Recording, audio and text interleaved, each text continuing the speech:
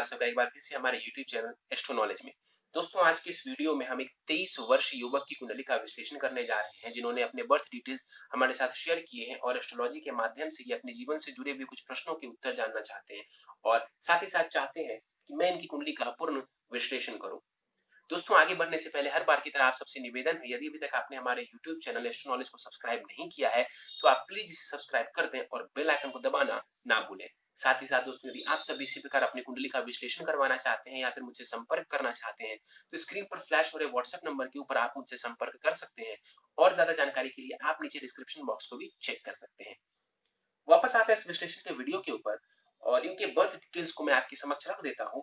21 दिसंबर 1996 को इनका जन्म हुआ है शाम के समय में और जन्म का स्थान है बिहार।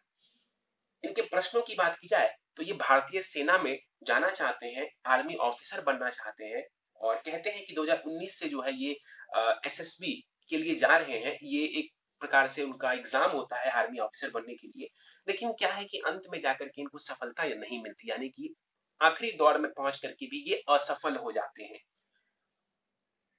जानना चाहते हैं इसके अलावा कि कब सफलता मिलेगी, धन की स्थिति के बारे में जानना चाहते हैं कि फ्यूचर में धन की स्थिति कैसी रहने वाली है और आखिरी प्रश्न है इनका, परिवार वालों को क्या मैं खुश रख पाऊंगा या नहीं। तो इनके प्रश्नों को हम आखिर में लेंगे, लेकिन सबसे पहले चलते हैं इनकी लग्न कुंडली की तरफ जो कि हमारे समक्ष है। इनकी लग्न कुंडली प्रारंभ होती है 2 नंबर से। 2 नंबर यानी कि वृषभ लग्न की कुंडली बन जाती है और चंद्रमा देखें तो मेष राशि में जाकर के विराजमान है, यानी कि जातक की कुंडली बनती है वृषभ लग्न और मेष राशि की। वृषभ लग्न यानी कि शुक्र के द्वारा अधिपत्य किया जाने वाला लग्न। ऐसे जातक या जातिकाओं के स्वभाव की बात की जाए तो ऐसे लोग मेहनती होते हैं, जीवन में कुछ बड़ा करना चाहते हैं, अपने काम से काम रखते हैं ऐसे लोग। यहाँ पर लग्न का मान देखें तो 22 डिग्री है, लग्न के पास ठीक ठाक बलाबल माना जाएगा। लग्ने शुक्र जाकर के सप्तम भाव में बैठे हुए हैं, शुक्र का सप्तम भाव में यहाँ पर बैठना अच्छा ही है, इनको सुंदर पत्नी मिलेगी। आगे बढ़े, चलते हैं कुंडली के पंचम भाव की तरफ। मंगल और राहु युति बना करके कुंडली के पंचम भाव में बैठे हुए। देखिए राहु और मंगल की युति को कुंडली में हम अंगारक दोष कहते हैं जो कि इनके पंचम भाव में बन रहा है। पंचम भाव को हम शिक्षा, संतान और प्रेम संबंध के लिए देखते हैं। इस कुंडली में मंगल कौन है तो मंगल सप्तमेश है और वो द्वादशेश है, यानी कि वो मारक ग्रह है।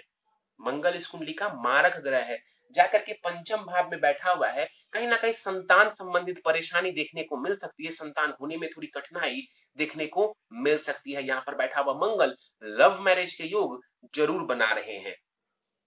1 डिग्री का मंगल है, मृत अवस्था के यहाँ पर मंगल देव विराजमान है। राहु की बात कर ली जाए तो 10 डिग्री का राहु पंचम भाव में बैठा हुआ, यहाँ पर बैठ करके राहु इनको इंटेलिजेंट बनाने वाला होगा। कन्या राशि का यहाँ पर राहु है और बुध को देखें तो वो अष्टम भाव में जाकर के बैठा हुआ है। बुध का त्रिक भाव में बैठना, अष्टम भाव में बैठना बहुत शुभ नहीं माना जाएगा, लेकिन यहाँ पर बैठा हुआ राहु इंटेलिजेंस इनको जबरदस्त देने वाला होगा।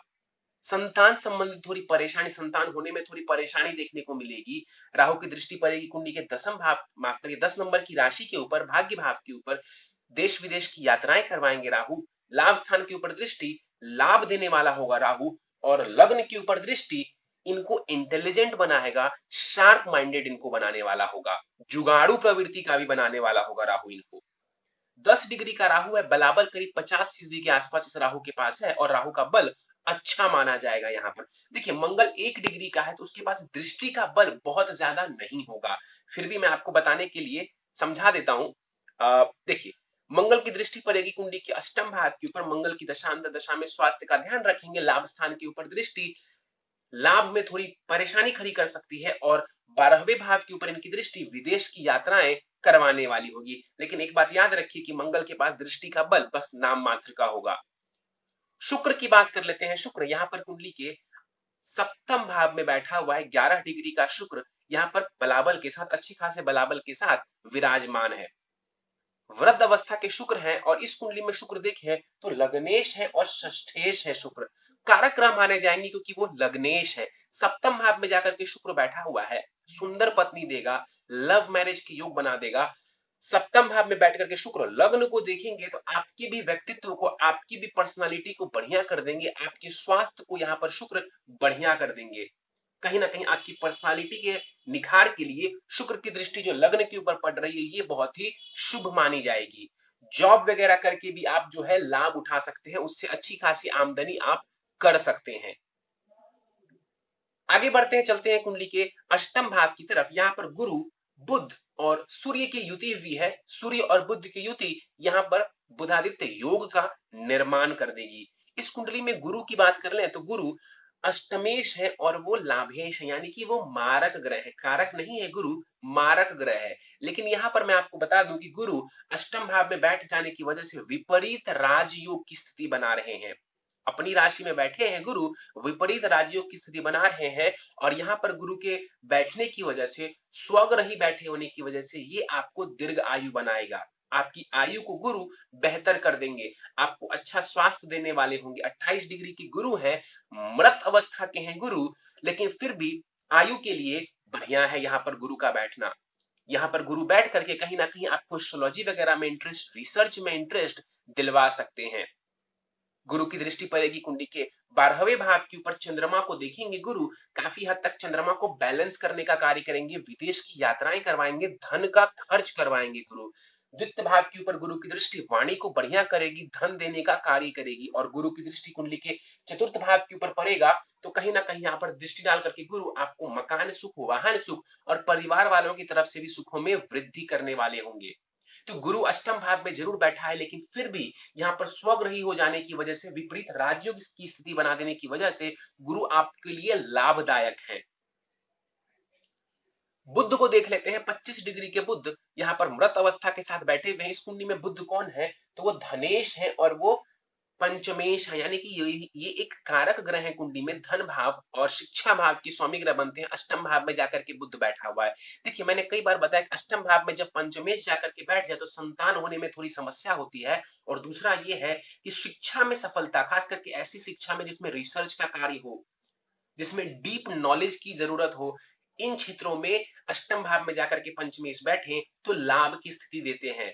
एस्ट्रोलॉजी वगैरह में इंटरेस्ट दिलवाते हैं जातक को। यहाँ पर बुध बैठे हुए हैं, बुधादित्य योग भी बन रहा है, तो ये आपकी शिक्षा को बढ़िया करेगा। अष्टम भाव में भी मैं आपको बता दूं एक बात, अष्टम भाव में भी जब पंचमेश बैठता है तो ये शिक्षा के लिए बढ़िया माना जाता है। बुध यहाँ पर बैठे हुए हैं, दृष्टि द्वितीय भाव के ऊपर डालेंगे। ध्यान से देखिए, बुध अपने ही घर को देखेगा अपनी दृष्टि से। इसका मतलब है कि ये बुध आपको धन संपत्ति दिलवाने वाला होगा, धन संपत्ति देने वाला होगा, आपकी वाणी को भी बढ़िया करने वाला होगा। आप अपनी वाणी से सामने वाले को प्रभावित कर सकते हैं, तो आपको इस बात का लाभ उठाना चाहिए। सूर्य की बात कर लें, 6 डिग्री का सूर्य यहाँ पर बाल अवस्था का विराजमान है। इस कुंडली में सूर्य कौन है तो वो सुखेश है। एक समग्रह माना जाएगा सूर्य को। इस कुंडली में कारक नहीं कहेंगे, मारक भी नहीं कहेंगे सूर्य को, एक समग्रह है सूर्य।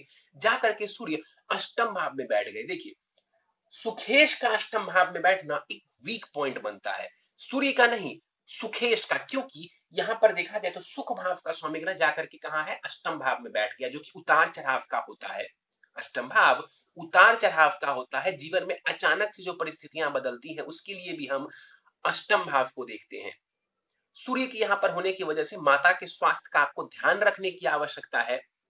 और यहाँ पर सूर्य बैठ करके द्वितीय भाव को देखेंगे, आपकी वाणी में तेज लाने का कार्य करेंगे, आपको धन देने का कार्य करेंगे, पैतृक संपत्ति दिलवाने का यहाँ पर सूर्य कार्य करेंगे। चलिए आगे बढ़ जाते हैं, चलते हैं कुंडली के लाभ स्थान की तरफ। यहाँ पर शनि और केतु युति बना करके बैठे हुए। देखिए शनि और केतु की युति श्रापित दोष का निर्माण करती है। और यहाँ पर शनि केतु की युति की वजह से श्रापित दोष लाभ स्थान में बन रहा है। इस कुंडली में शनि कौन है तो वो भाग्येश है और वो कर्मेश है, यानी कि एक योग कारक ग्रह है। यदि हम वृषभ लग्न की बात करें तो वृषभ लग्न में शनि सबसे ज्यादा कारक ग्रह माने जाते हैं, इसलिए इनको योग कारक कहते हैं। क्योंकि इनके पास भाग्य का भी भाव है और करियर का भी भाव है, एक केंद्र भी है और एक त्रिकोण भी है। और प्लेसमेंट देखें तो शनि की प्लेसमेंट बढ़िया है।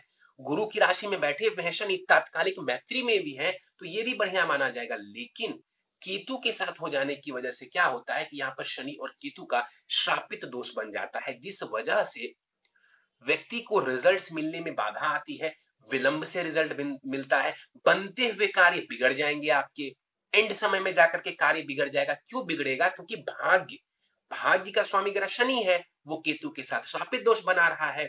इस वजह से आपका भाग्य ऐन मौके पर आपका साथ नहीं देगा। उसी प्रकार करियर भाव का स्वामी ग्रह शनि बनता है, लाभ स्थान में बैठना शनि का बढ़िया है, करियर से लाभ देगा शनि, लेकिन केतु के साथ बैठे होने की वजह से जो लाभ आपको मिलना चाहिए, जो लाभ आप डिजर्व करते हैं, उसमें कमी लाएगा, उसमें विलंब की स्थिति खड़ी करेंगे। इस वजह से यहाँ पर शापित दोष को ठीक करना, उसका निवारण करना जरूरी है आपके लिए। इसका निवारण करवा लेंगे तो भाग्य से भी लाभ देंगे शनि और करियर से भी लाभ देंगे, आपको ऊंचा पद देने वाला होगा शनि जीवन में। जो आप कार्य करेंगे उस कार्य का आपको अप्रिसिएशन भी मिलेगा, यानी कि लोगों की तरफ से आपको जो है कहीं ना कहीं अवार्ड्स, प्रेस्टीज, ये सब कुछ देखने को मिलेगा, मान सम्मान की स्थिति देखने को मिलेगी आपके अपने कर्म के लिए। लेकिन ये तब होगा जब कहीं ना कहीं आप इसका निवारण करवा लेंगे। शनि की दृष्टि पड़ेगी लग्न के ऊपर, लग्न को देखेंगे शनि, शनि का नेचर है डिले करने का, आपके कार्यों को शनि डिले करने वाले होंगे। शनि की दृष्टि पड़ेगी कुंडली के पंचम भाव के ऊपर, शिक्षा और संतान दोनों में ही डिले की स्थिति उत्पन्न करेंगे शनिदेव। और शनि की दसम दृष्टि पड़ेगी कुंडली के अष्टम भाव के ऊपर, यहाँ पर दृष्टि डालेंगे, आपकी आयु में वृद्धि कर देगा शनि।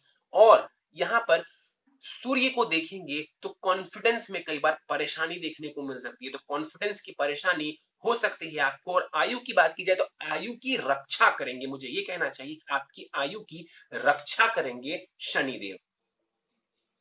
7 डिग्री के शनि है यहाँ पर, और देखा जाए तो ये वृद्ध अवस्था के हैं। केतु की बात कर ली जाए, 10 डिग्री का केतु है यहाँ पर, और केतु यहाँ पर बैठ करके लाभ स्थान में केतु भी बढ़िया रिजल्ट देते हैं। मैंने कई बार बताया कि 3, 6 और 11वें भाव में पापी और क्रूर ग्रह अच्छा रिजल्ट देते हैं, तो शनि भी यहाँ पर अच्छा रिजल्ट देगा। लेकिन चूंकि दोनों एक साथ बैठ गए हैं, इस वजह से आपको लाभ मिलने में परेशानी आएगी। केतु यहाँ पर गुरु की राशि में बैठे हुए हैं, गुरु अष्टम भाव में चले गए, तो सर्वश्रेष्ठ परिणाम केतु भी बहुत ज्यादा नहीं दे पाएंगे।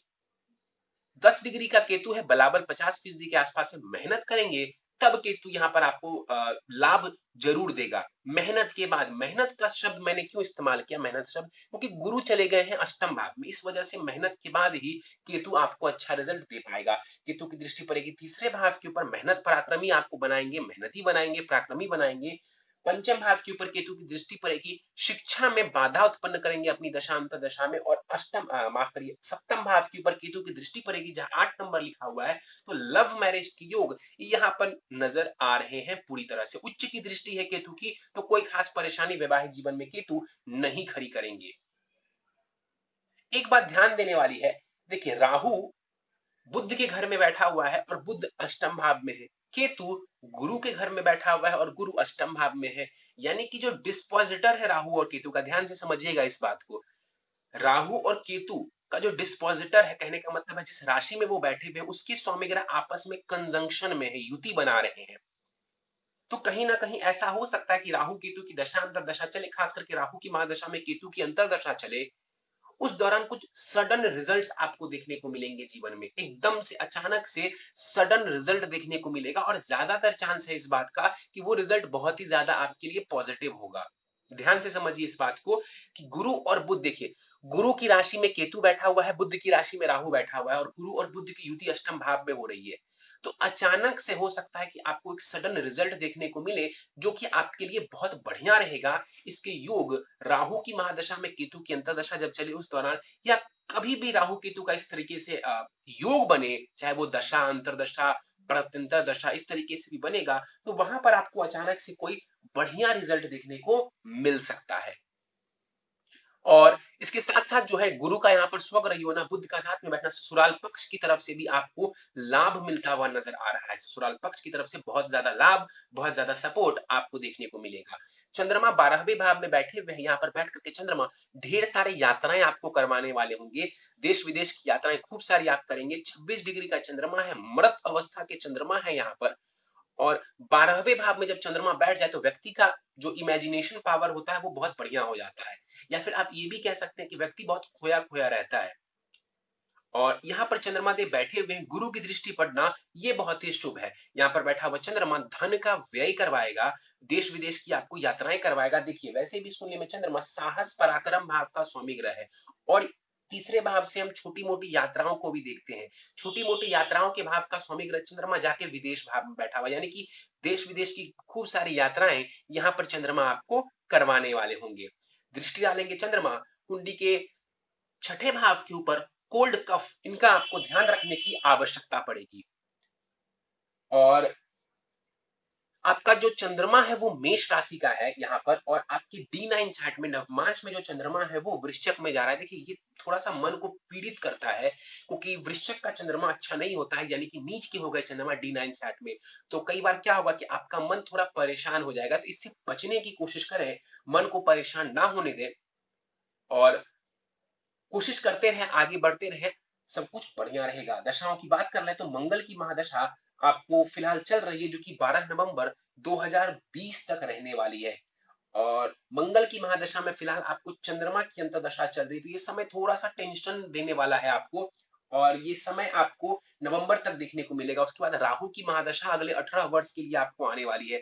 राहु आपका खराब नहीं है, शिक्षा में थोड़ी सी बाधा ये खड़ी कर सकते हैं जब आएंगे ये, जब अचानक से ये आएंगे तो उस दौरान आपको मेंटली थोड़ा ये परेशान करेंगे, ध्यान से समझिएगा। राहु जब आता है स्टार्टिंग में तो थोड़ा जीवन को अस्त व्यस्त करता है, मानसिक रूप से व्यक्ति को बहुत परेशानी देता है, लेकिन धीरे धीरे आप देखेंगे कि यही राहु आपका सहयोग भी करने लगेगा। प्रश्नों को ले लेते हैं।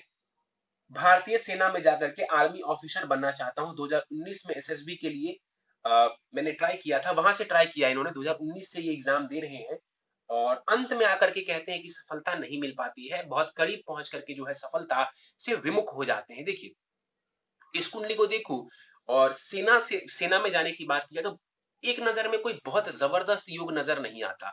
एक नजर देखा जाए तो बहुत जबरदस्त योग नजर नहीं आता है सेना वगैरह में जाने को, क्योंकि मंगल को हम देखते हैं, तीसरे भाव को हम देखते हैं जब हम पराक्रम वाले चीजों की बात करते हैं, चाहे वो पुलिस हो, मिलिट्री हो, इन चीजों में तो मंगल आपका कोई बहुत जबरदस्त नहीं है। तीसरे भाव के स्वामी ग्रह चंद्रमा बनते हैं, वो भी एक सौम्य ग्रह है, उस हिसाब से देखा जाए तो कोई बहुत जबरदस्त योग नजर नहीं आ रहा, लेकिन आपकी जो नवमांश कुंडली है वो मेरे समक्ष है, और वहां पर मंगल वैसा ही है जैसा एक आर्मी ऑफिसर का होना चाहिए। मंगल मकर राशि में, उच्च की राशि में जाकर के बैठा हुआ है, तो जो होना चाहिए वो नवमांश चार्ट में मौजूद है।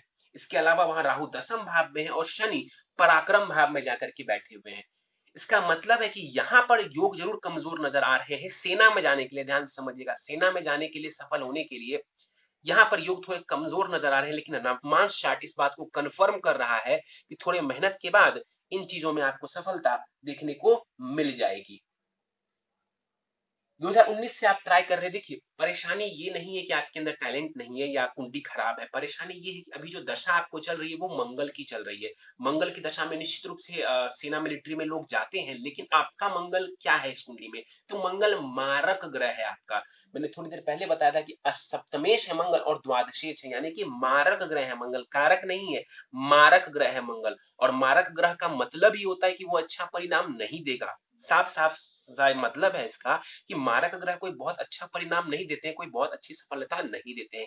इसीलिए क्या हो रहा है कि कारक तो जरूर है वो सेना के, लेकिन वैसा रिजल्ट नहीं दे पा रहे हैं आपको जो आपको मिलना चाहिए। तो अभी मैं आपको कुछ उपाय बता दूंगा, वैसे भी मंगल की महादशा नवंबर तक है आपको इसी वर्ष, उसके बाद राहु की आ जाएगी, तो उसमें सफलता मिलने के चांसेस ज्यादा बढ़ जाएंगे आपके लिए। और कारण आप जानना चाहें तो मंगल की महादशा एक मेजर कारण है, क्योंकि ये मारक ग्रह है आपके लिए।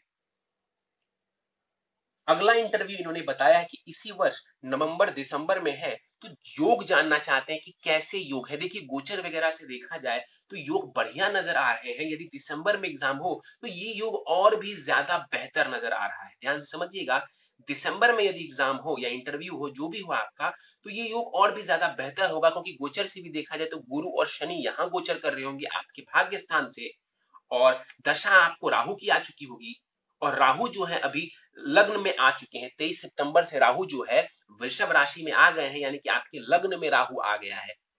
उच्च का राहु है यहाँ पर, सफलता दिलवाने वाला होगा ये राहु, थोड़ा टेंशन आपको जरूर देगा, लेकिन मेहनत करेंगे तो सफलता आपको प्राप्त हो जाएगी। तो नवंबर दिसंबर से जो समय है वो आपका बेहतर हो रहा है, और यदि दिसंबर में एग्जाम हो तो और भी बढ़िया है आपके लिए, और सफलता के चांसेस हैं आपकी कुंडली में, और इसी वर्ष है, मेहनत करते रहिए।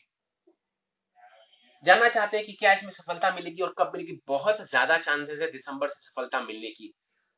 धन की स्थिति को जानना चाहते हैं कि फ्यूचर में धन की स्थिति कैसी रहेगी? देखिए, धन की स्थिति आपकी बहुत बढ़िया रहेगी, कोई खास परेशानी नहीं है। हाँ, एक छोटा-सा वीक पॉइंट फिर से बोलूँगा, लाभ के स्थान से भी हम धन को देखते हैं, लाभ स्थान से भी हम धन का जो है निरीक्षण करते हैं। यहाँ पर शनि केतु का जो शापित दोष है, ये अच्छा नहीं माना जाएगा। इसका निवारण करवा लेंगे तो आपको भाग्य, कर्म, धन इन सभी चीज़ों में लाभ की स्थिति देखने को मिलेगी। और जहाँ तक धन भाव का सवाल है, तो बुध धनेश बनते हैं, धन भाव के ऊपर बुध की दृष्टि है, गुरु की दृष्टि है, सूर्य की दृष्टि है। ये सारी दृष्टियाँ इस बात को बताने के लिए काफ़ी है कि आपको ये धनवान बनाने वाला होगा। तो धन की चिंता करने की आपको आवश्यकता नहीं है। फ्यूचर में आप अच्छा खासा धन कमा पाएंगे, अर्जित कर पाएंगे।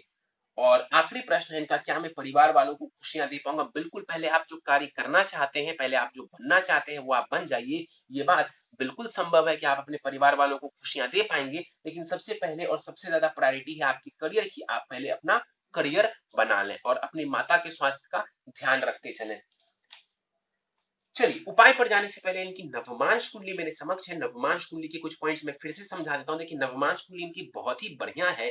शुक्र स्वग रही है, मंगल उच्च का है, राहु की भी स्थिति बढ़िया है, सूर्य शनि की भी स्थिति बढ़िया है, गुरु वर्गोत्तमी है। वर्गोत्तमी का मतलब कि गुरु धनु राशि में ही बैठे हुए हैं वहां पर भी। तो ज्यादातर ग्रहों की स्थिति D9 चार्ट नवमांश कुंडली में बढ़िया, यानी कि वैवाहिक जीवन भी बढ़िया रहने वाला है आपका, और आने वाला समय भी आपका बढ़िया रहेगा, क्योंकि नवमांश बलवान है आपका। जो मेजर वीक पॉइंट है, मैंने बताया, चंद्रमा नीच की राशि में जाकर के बैठे हुए हैं D9 चार्ट में। इसका मतलब है कि आपका मन परेशान रहने वाला है। तो मन को बहुत ज्यादा परेशानी में मत डालें, ज्यादा नेगेटिव ना सोचें, पॉजिटिव बने रहें। और आपके लिए ये बात बहुत ही ज्यादा जरूरी हो जाती है फॉलो करना, क्योंकि राहु की महादशा आने वाली है। जब राहु की महादशा इनिशियली आती है तो ये व्यक्ति में भटकाव उत्पन्न करता है। तो आपको भटकना नहीं है, जिस लक्ष्य पे आप हैं उसी लक्ष्य को अपना सब कुछ मान करके आपको इसमें आगे बढ़ते रहना चाहिए। चलिए, सीधे हम उपाय पर चलते हैं। प्रथम उपाय है आपके लिए नीलम रत्न, शनि का रत्न नीलम धारण करना है। 7.25 रत्ती का नीलम दाहिने हाथ की मध्यमा उंगली में, पंच धातु की अंगूठी में, कृष्ण पक्ष के शनिवार की संध्या काल को आपको इसे धारण करना है। अंगारक दोष एवं श्रापित दोष निवारण पूजा किसी ब्राह्मण के द्वारा आपको करवा लेनी है। देखिए, मंगल राहु का अंगारक दोष बन रहा है आपके शिक्षा संतान भाव में, और लाभ स्थान में शनि केतु का यहाँ पर श्रापित दोष बन रहा है। ये दोनों ही दोष अच्छे नहीं है। संतान, शिक्षा और जीवन में लाभ और मान सम्मान कमाना चाहते हैं, इवन अच्छा करियर चाहते हैं, स्टेबल करियर चाहते हैं, तो इन चीजों का निवारण करवाना आपके लिए जरूरी है। तो किसी ब्राह्मण के द्वारा ये दोनों पूजा आपको करा लेनी चाहिए। किसी कारणवश यदि आप फिलहाल ना करवा पाए कुछ समय, तो इसका ऑल्टरनेटिव उपाय मैं आपको बता रहा हूँ। हर मंगलवार एवं शनिवार के दिन शिवलिंग के ऊपर आप अभिषेक करेंगे। शनिवार के दिन जब आप अभिषेक करें तो उस जल दूध में थोड़े काले तिल भी मिला देंगे, और मृत्युंजय मंत्र से दोनों ही दिन आपको अभिषेक करना है। ओम नमः शिवाय से नहीं, मृत्युंजय मंत्र से, ओम त्रयंबकम यजामहे वाला जो मंत्र है, इससे आपको अभिषेक करना है। इसके बावजूद मैं आपको कहता हूं कि समय मिलने के बाद एक एक करके ये दोनों ही पूजाएं आपको करवा लेनी चाहिए। और सबसे पहले आपको करवाना चाहिए शनि केतु का शापित दोष निवारण पूजा, क्योंकि आपके करियर के स्वामी ग्रह कौन है? तो वो शनि देव है। और करियर का आप निर्माण करना चाहते हैं, अच्छे करियर को आप बनाना चाहते हैं, तो शनि को थोड़ा बेहतर कर लेंगे। नित्य दुर्गा चालीसा एवं कवच का आपको पाठ करना चाहिए। नित्य गणेश अथर्वशीर्ष का पाठ करें, और हर बुधवार गणेश जी को दूर्वा अर्पित करेंगे मंदिर जाकर के। यही कुछ उपाय हैं। यदि आप इन उपायों को करते हैं, आप देखेंगे कि धीरे धीरे आपको जबरदस्त लाभ की स्थिति देखने को मिलने लगेगी। फिर से दोहरा देता हूं कि राहु की महादशा में हिम्मत ना हारे। स्टार्टिंग में थोड़ी परेशानी ये देने वाला होगा, अपने मन को मजबूत रखें बस, और कुछ नहीं करेगा राहु। बस अपने मन को मजबूत रखें, और जिस लक्ष्य पे आप हैं उसी लक्ष्य पर टिके रहें, आपको सफलता मिल जाएगी। चलिए दोस्तों, ये था इस 23 वर्ष युवक की कुंडली का विश्लेषण। मुझे उम्मीद है कि आपको हमारा यह कुंडली विश्लेषण का वीडियो पसंद आया होगा। यदि वीडियो पसंद आया तो आप इसे लाइक करें, शेयर करें। अभी तक आपने हमारा YouTube channel astro knowledge subscribe नहीं किया है तो आप प्लीज इसे सब्सक्राइब कर दें, और बेल आइकन को दबाना ना भूलें। साथ ही साथ दोस्तों, यदि आप सब इसी प्रकार अपनी कुंडली का विश्लेषण करवाना चाहते हैं, या फिर मुझसे संपर्क करना चाहते हैं, तो स्क्रीन पर फ्लैश हो रहे व्हाट्सएप नंबर के ऊपर आप मुझसे संपर्क कर सकते हैं। और ज्यादा जानकारी के लिए आप नीचे डिस्क्रिप्शन बॉक्स को भी चेक कर सकते हैं। इस वीडियो में फिलहाल इतना ही दोस्तों। आप सभी का बहुत बहुत धन्यवाद।